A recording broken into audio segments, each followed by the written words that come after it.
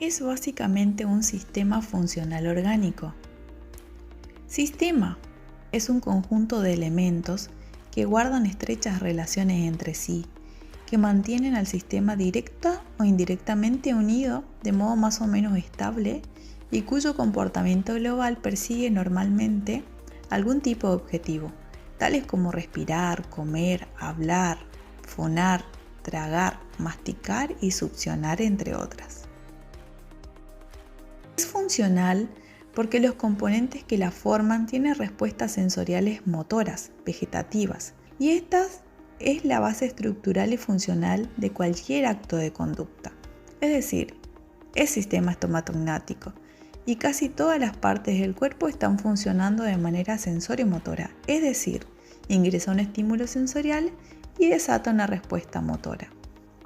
Y decimos que es orgánico porque el conjunto de órganos que la conforman realizan una función común y tienen un nivel de organización importante del cuerpo humano, conformado de diferentes órganos, que incluso esos órganos pueden tener funciones diferentes dentro del mismo sistema. El denominado sistema estomatognático, estoma-boca, nato-mandíbula, que involucra las estructuras que van desde el reborde supraorbitrario hasta el hueso hioides y hasta la cintura escapular.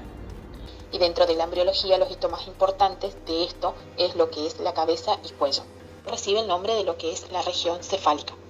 Esta es una zona compleja cuyo mesénquima para las estructuras que lo componen van a ser originadas de la cresta neural, que es todo lo que está representado en color azul, el mesodermo paraxial o somitómeras, que están todos representados en color rojo, el mesodermo lateral representado en color amarillo, y las células de la placoda ectodérmica, junto con las células de la cresta neural, van a formar las neuronas de los ganglios sensitivos, quinto, séptimo, noveno y décimo. Las regiones de la cabeza y cuello de un embrión humano de 4 semanas tienen un parecido a un embrión de pez, en un estadio de desarrollo. En la actualidad se denomina, cuando se describe el desarrollo de las regiones cabeza y cuello, como el aparato faríngeo. Está formado por arcos, bolsas, surcos o hendiduras y membranas faríngeas. Vamos a comenzar hablando sobre los arcos faringios, que comienzan a desarrollarse cuando las células de la cresta neural emigran a las regiones de las futuras cabeza y cuello. El primer par del arco faríngeo aparece como elevaciones superficiales laterales a la faringe en desarrollo. Luego aparecen otros arcos en formas de crestas redondeadas a cada lado de las regiones futuras de cabeza y cuello. Y al final de la 4ª semana existen 4 pares de arcos faringios visibles del exterior. En el 5º y 6º arcos son rudimentarios, no son visibles. Cada arco consiste en un núcleo de tejido mesenquimatoso recubierto por ectodermo e interiormente por epitelio de origen endodérmico, que es característico a cada arco faríngeo que posea un componente muscular para formar los músculos de la cabeza y cuello, una arteria, nervios y vaso cartilaginoso que forme el esqueleto del arco.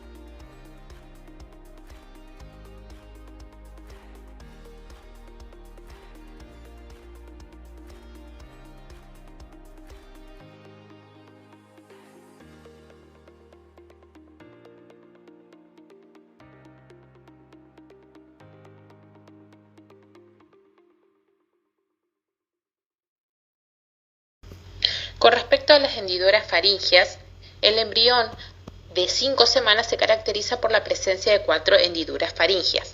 Anteriormente se pensaba que el conducto auditivo externo se formaba a partir de la primera hendidura faringea, pero esto se ha descartado y se sabe que el conducto auditivo externo se desarrolla a partir de la invaginación del ectodermo superficial del primer arco faríngeo, el sobrecrecimiento del segundo arco al tiempo que forma la mayor parte del oído externo hace que la primera hendidura desaparezca.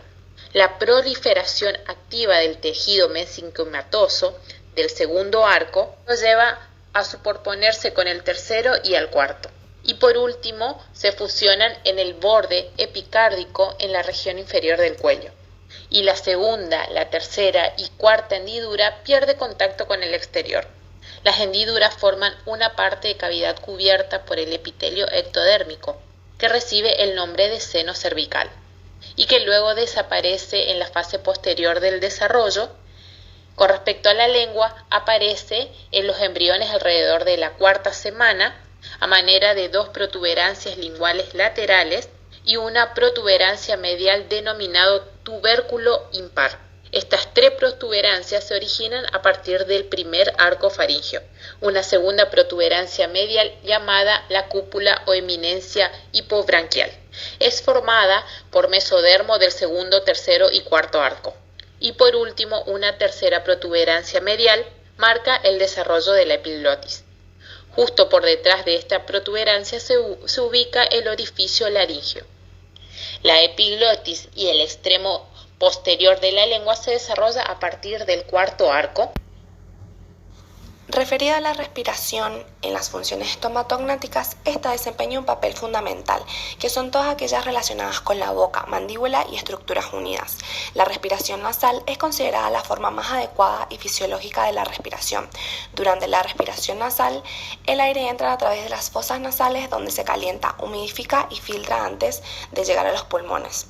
Cuando se respira por la boca, de forma crónica, pueden producirse alteraciones en las funciones estomatognáticas. Algunos de los efectos de la respiración oral incluyen alteraciones en el desarrollo facial. La respiración oral crónica puede afectar el crecimiento y desarrollo de los huesos, provocando una cara alargada, maloclusiones dentales, que es la mordida incorrecta, posición alterada de la lengua y deformidades en el paladar.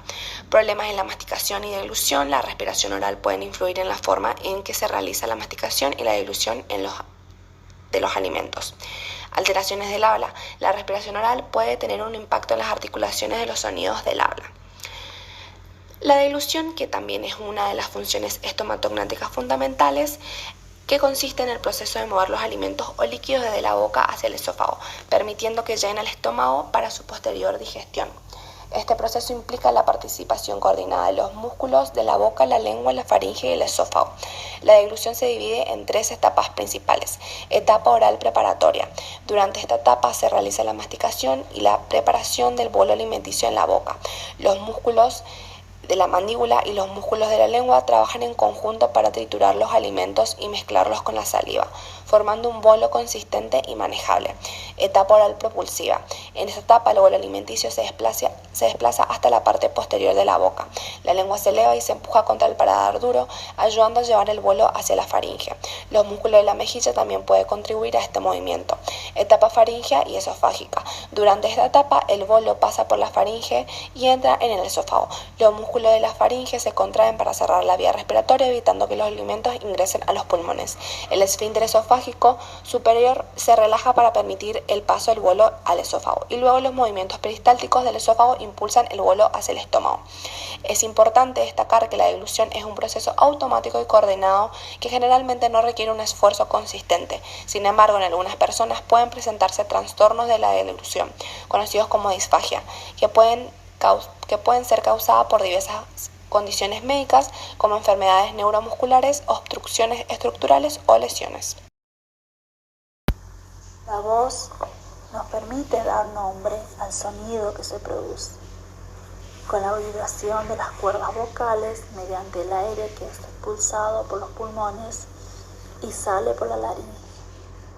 El aparato fonador del ser humano, que permite la generación de la voz, Está formado por los órganos que utilizamos para respirar, como la tráquea, los bronquios y los...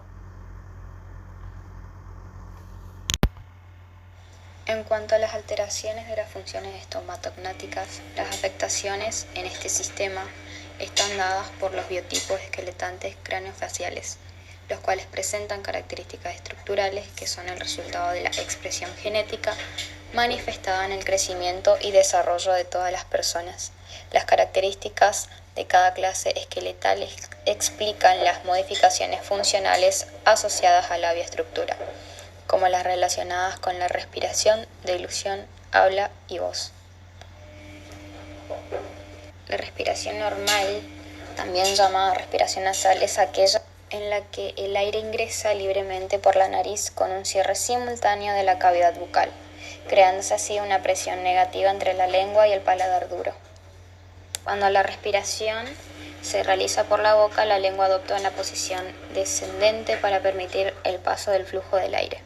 La respiración vocal se manifiesta cuando el conducto nasal está obstruido o es inadecuado para el intercambio respiratorio. Por lo tanto, la podemos clasificar según sus causas como obstructivas por presencia de un obstáculo que impide el flujo del aire por la nariz o nasofaringe. Deglución es el paso del bolo alimenticio de la cavidad al estómago. Existen muchas dificultades que afectan ese proceso de deglución. Una de ellas es la deglución atípica. La deglución normal no tendría por qué tener ninguna afección en la movilidad de la lengua, que es el músculo que me va a permitir que el bolo alimenticio pase por todas las etapas de la deglución normal. La deglución atípica es la que altera el proceso deglutorio y masticatorio.